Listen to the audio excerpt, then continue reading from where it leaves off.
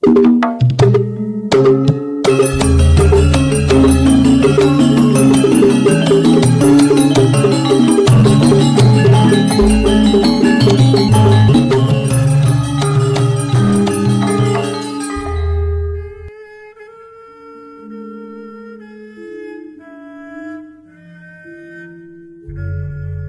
Ibu, para kadang kinasih simbah-simbah lan adik-adik, para rama suster bruder berkah dalem Gusti sugeng rawuh wonten ing PDSK channel menika. Kados pundi kabar panjenengan? Mugi-mugi bagas kasarasan kesehatan kawilujengan tansah mengku kula panjenengan sami anggenipun kelampahi gesang ing dinten menika. Lan mugi-mugi lumantar panglimbang basa Jawi waosan Injil kula panjenengan sansaya saged nggayuh iman kapitadosan ingkang leres lan mantep.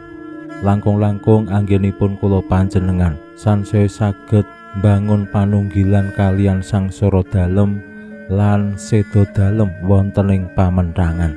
Dinten menika dinten Jemuah, kula panjenengan sami katimbalan derek bela sungkawa ananging ugi ngaturake panuwun ing ngarsa dalem Gusti Yesus ingkang sampun kersa sangsara seda sinalib. Panjenengane sampun kersa dados martir agung tumraping sedaya dosa lan donya. Panjenenganing sakmangke bakal dados pepadang ingkang nyunarake welas asih dalem Allah tumraping donya lan umat manungsa. Mugi-mugi kanthi seda dalem Gusti wonten ing pamentangan kula panjenengan wantun nderek kanthi setya wonten ing sangsara lan seda dalem. Awake dhewe ya wani sangsara mbelani Gusti Yesus, mbelani kasunyatan lan nderek panjenengane nganti tumekaning pati. Pramila monggo kita pirengaken sabda dalem Gusti ing dinten menika lan kita wiwiti kanthi sembahyang sawetawis. Konjo ing asma dalem Hyang Rama saha Hyang Putra tuwin Hyang Roh Suci. Amin. Suawi sami munjuk Gusti Yesus sabda dalem Hyang Rama ingkang sampun manjalma. Mugi karsa ngandika dhateng kawula wonten ing asepen ing telenging manah kawula. Kabika kegiatan lan panglipur ingkang manjing ing sabda dalem kapenuwana kawula mawi ro ing kawicaksanan dalem. Mugi-mugi srana anggen kawula maos lan mirengaken sabda dalem kawula sansaya nunggil ing sampeyan dalem. Amin. Waosan Injil kapetik saking Injil Yohanes bab 18 ayat 1 kalajengaken bab 19 ayat 12 kalih.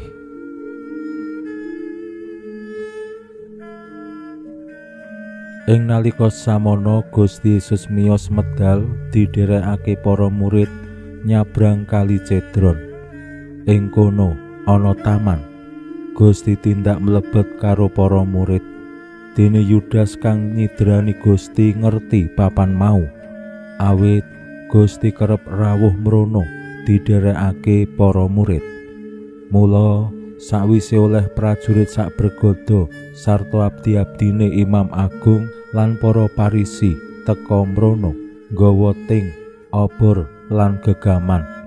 Gusti priksa kabeh kang bakal nekani, banjur majeng lan ngandika marang wong-wong mau, "Kowe padha goleki sapa?" Atur wangsulane, "Sri Yesus saking Nazaret." Pangandika dalem Gusti, "Ya aku iki." Yudas kang nyidrani Gusti uga ana ing saantarane wong-wong mau. Bareng Gusti ngandika, "Ya aku iki," banjur padha mundur lan klumah ing lemah.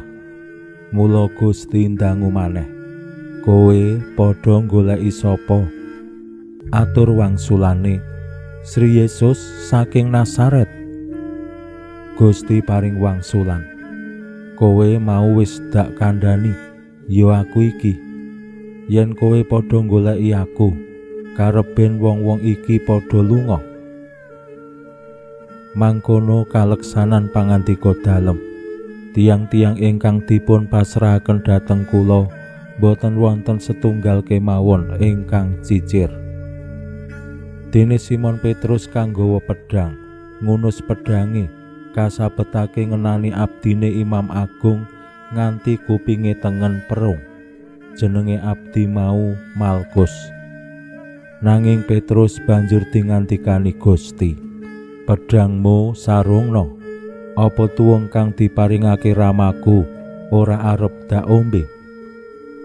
Para prajurit lan panggedhene sarta kongkonane wong Yahudi padha mbesta Gusti. Dhisike Gusti diirit menyang daleme Anas maratuwane Kaipas kang jumeneng Imam Agung taun iki. Dene Kaipas iku kang wis tau aweh pramayoga bab wong-wong Yahudi, luwih becik mati siji kanggo wadal wong sak bangsa. Simon Petrus lan murid liya padha nderekake Gusti. Murid iki wis tepung karo Imam Agung lan mlebu ing bangsal bareng karo Gusti Yesus. Nanging wong sing ngadeg ing jaban regol banjur nglebokake Petrus. Bocah wadon ing jaban regol aruh-aruh, "Handak sampeyan sanes tunggile muride tiyang nika?" Petrus mangsuli, "Sanes." Para abdi lan punggawa padha ngrubung bedhian sarta padha gegeni awit hawane adem. Petrus ngumpuli wong-wong mau melu gegeni. Imam Agung dangu Gusti Yesus bab murid lan piwulang dalem. Gusti paring wangsulan. "Anggen kula gineman kalian tansah belak-belakan. Anggen kula mulang wonten ing sinagoga utawi wonten padaleman suci, papan kempalipun tiyang Yahudi, lan boten wonten ingkang kula criyosaken kanthi sesideman. Kenging menapa ndangu kula? Kula aturi ndangu tiang-tiang ingkang sami mirengaken kula. Menapa ingkang kula wulangaken dhateng tiang-tiang wau? Tiang-tiang wau sami mangertos menapa ingkang kula criyosaken. Nanging nalika Gusti ngandika mangkono mau, ana abdi sing pinuju ana sak cedhake, sing banjur napuk wadana dalem karo kandha. "Kaya mangkono wangsulanmu marang Imam Agung?" Gusti paring wangsulan, "Yen luput kandhaku, buktekno lupute. Nanging yen bener, ya kene kowe napuk." Anas nuli dawuh nyewanake Gusti kabesta ing ngarsane Imam Agung Kaipas. Dene Simon Petrus isih ngadhep bedian gegeni. Wong-wong padha alok, "Handak sampeyan sanes tunggile murid tiyang nika?" Petrus selak wangsulane, "Sanes." Salah sijine abdine Imam Agung, sadulure kang kupinge diperung Petrus kandha, "Handak kula mboten sumerep sampeyan wonten taman sareng tiyang menika."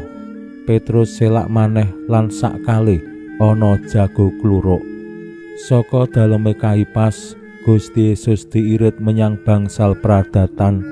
Samono wayah esuk, wong-wong ora mlebu ing bangsal sumelang yen dadi najis lan ora bisa bujana Paskahan. Mula Pilatus ngalahi metu lan dangu, "Kok dakwa apa wong iki?" Atur wangsulane, "Menawi sanes durjana, temtu boten kula ladosaken mriki." Pangandikane Pilatus, "Ya wis, kono putusen manut anggermu dhewe." Wong Yahudi padha mangsuli, "Kula mboten wenang ngukum pejah." Kang supaya kaleksanan sabda dalem Gusti nalika paring priksa kepriye bakal seda dalem.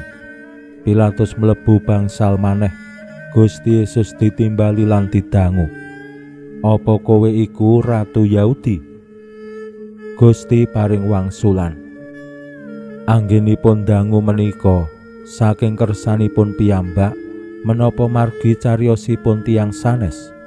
Pilatus mangsuli, "Rumangsamu aku iki wong Yahudi, bangsamu lan para pengareping imam sing padha ngladekake kowe. Apa sing kok lakoni?" Gusti Yesus paring wangsulan, "Kraton kula boten saking donya mriki asalipun. Saumpami asal saking donya mriki, Temtu abdi-abdi kula sampun sami lumawan, sampun ngantos kula kaulungaken dhateng tiyang Yahudi. Nanging keraton kula boten saking ngriki asalipun. Pilatus nuli ngandika, "Dadi kowe iku mula ratu?" Paring dalem wangsulan, "Panjenengan sampun mastani piyambak, injih kula menika ratu. Lair kula lan dhateng kula ing donya ngriki perlu suka paseksen bab kasunyatan. Sedaya ingkang ngenggeni kasunyatan temtu mirengaken cariyos kula." Pilatus ngandika, "Kasunyatan iku apa?" Sawise ngandika mangkono, Pilatus ngetoni wong-wong Yahudi lan ngandika, "Tumrap aku, wong iki ora tinemu luput. Nanging kowe duwe padatan ing riyaya Paskah, aku kena ngluwari pesakitan siji. Apa ratu Yahudi iki wae sing kok suwun luwari?" Kabeh padha bareng bengok maneh, "Sanes tiyang menika aluwung Barabas kemawon." Kamangka Barabas iku begal. Pilatus nuli dawuh nyepeng lan nyapu Gusti. Para prajurit banjur ngenam makutha eri katumpangake ing mustaka dalem. Gusti diagemi singep jingga, tumuli padha sowan lan matur, "Nyaosaken pangabekti nata Yahudi." Lan padha napuk Gusti. Pilatus tindak medal maneh lan ngandika, "Gila wonge dak gawa metu, kareben kowe ngerti wong iki ora tinemu salah." Gusti medal ngagem makutha eri lan singep jingga. Pilatus ngandika, "Iki wonge." Nanging bareng para pengareping imam lan punggawane weruh Gusti banjur padha bengok, "Kapenrango, kapenrango tiyang menika." Pilatus ngandika, "Gawanen lan kapenrango dhewe, aku ora nemu lupute." Wong-wong Yahudi caos wangsulan, "Kula gadah angger lan miturut angger tiyang menika kedah pejah awit ngaken putraning Allah." Mirengatur kaya mangkono mau, Pilatus saya wedi, banjur mlebu ing bangsal maneh lan ngandika marang Gusti, "Saka ngendi asalmu?" Nanging Gusti Yesus ora paring wangsulan. Mula Pilatus ngandika, "Kowe ora mangsuli aku? Apa ora ngerti yen aku kuwasa mentang lan kuwasa ngluwari kowe?" Gusti Yesus paring wangsulan, "Panjenengan boten kuwaos menapa-menapa menggah ing kula, menawi boten pinaringan saking ngaluhur. Mila ingkang ngulungaken kula dhateng panjenengan dosanipun langkung ageng." Lan wiwit nalika iku Pilatus budidaya ngluwari Gusti. Nanging wong-wong Yahudi padha bengok-bengok ature, "Menawi tiyang menika panjenengan luwari, panjenengan sanes mitranipun Sang Maha Prabu. Awit sok sintenongaken dados ratu menika nglawan Sang Maha Prabu." Bareng Pilatus midhanget atur mangkono mau, banjur nuntun Gusti medal lan mapan lenggah ing dampar pangadilan ana ing papan kang kasebut Litostrotos, basane Ibrani Gabata. Samono dina cecawis riyaya Paskah, watara jam 12. Pilatus ngandika marang wong-wong Yahudi, "Iki gila ratumu." Nanging wong-wong padha bengok, "Kasirnakno, kasirnakno, kapenrango tiyang menika." Pangandikane Pilatus, "Ratumu dikon menrang." Atur wangsulane para pengareping imam, "Kula boten gadah ratu kejawi Sang Maha Prabu." Wusana Gusti Yesus dipasrahake marang wong-wong supaya dipentang. Gusti ditampa terus digawa metu, lan Gusti manggul pamentangan tindak medal saka kutha nuju papan kang aran Kalpari utawa basane Ibrani Golgota. Ana ing kono Gusti Yesus dipentang bareng wong loro liya, sing siji ana ing sisih kiwa, sijine ana ing sisih tengen dalem.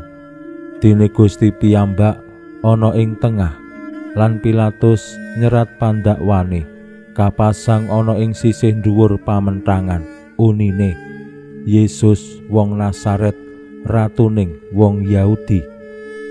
Akeh wong Yahudi kang maca tulisan mau, awit papan panggonane Gusti dipentang cedhak karo kutha. Apa maneh tulisan mau mawa basa Ibrani, Latin lan Yunani.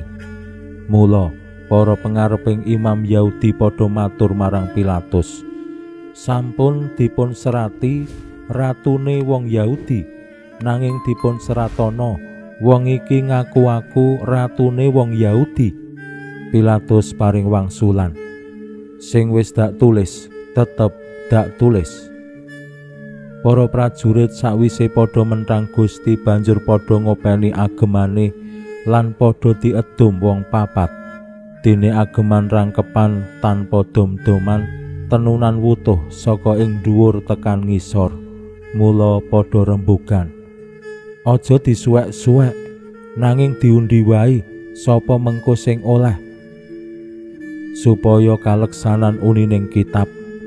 Panganggoku padha didum lan agemanku diundi mawa dadu, lan rembuge mau sida ditindakake. Nalika samono kang jumeneng ana sangisoring salib dalem Gusti Yesus yaiku ibu dalem lan sedhereke ibu dalem Maria Kleopas sarta Maria Magdalena. Bareng Gusti Yesus priksa ibu dalem lan murid kang kinasih ana ing sak cedhake, banjur ngandika marang ibu dalem, "Ibu, menika ingkang putra." Sakwise iku ngandikani murid mau, "Iki ibumu." Lan wiwit nalika samono murid iku ngukup ibu Maria. Wusana bareng Gusti Yesus priksa manawa kabeh wis kaleksanan, banjur ngandika amrih kelakona unining kitab, "Aku ngelak." Ing kono ana goci kebak cokak. Ana wong sing ngecelupake gambas ing cokak mau, banjur disuntuki glagah, diaturake ing tutuk dalem. Sakwise ngunjuk cokak, Gusti ngandika, "Wus kaleksanan." Tumuli mustaka tumungkul, Gusti seda.